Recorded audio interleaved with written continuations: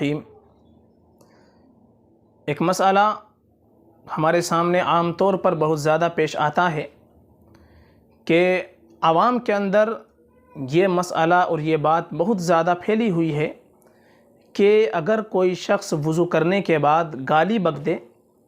تو گالی بکنے سے ہم لوگ سمجھتے ہیں کہ وضو ٹوٹ جاتا ہے، حالانکہ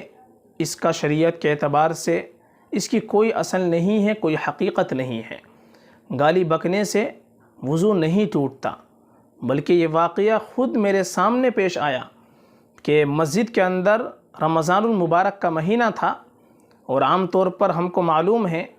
کہ رمضان المبارک کے مہینے کے اندر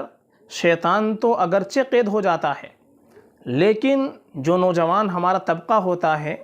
ان کے اندر بلکہ وہ خود شیطان بن جاتے ہیں۔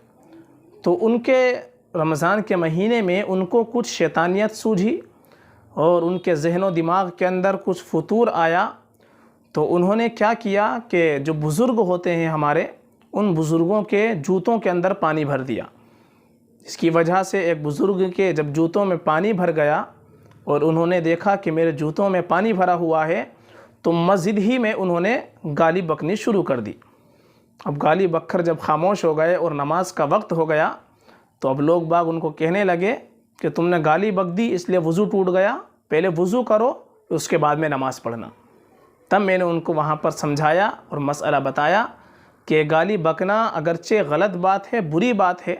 گالی نہیں بکنی چاہیے، اس کی وجہ سے گناہ بھی ہوتا ہے، لیکن گالی بکنے کی وجہ سے وضو ٹوٹ جاتا ہے یہ بات صحیح نہیں ہے۔ گالی بکنے سے وضو نہیں ٹوٹتا، لیکن بغیر کسی وجہ کے یا کبھی بھی گالی نہیں بکنی چاہیے، یہ فاسق و فاجر کی علامت ہوتی ہے۔ تو گالی بکنے سے ہم کو اپنے آپ کو بچانا چاہیے۔ البتہ یہ جو مسئلہ مشہور ہے کہ گالی بکنے سے وضو ٹوٹ جاتا ہے، اس کی کوئی اصل نہیں ہے، گالی بکنے سے وضو نہیں ٹوٹتا۔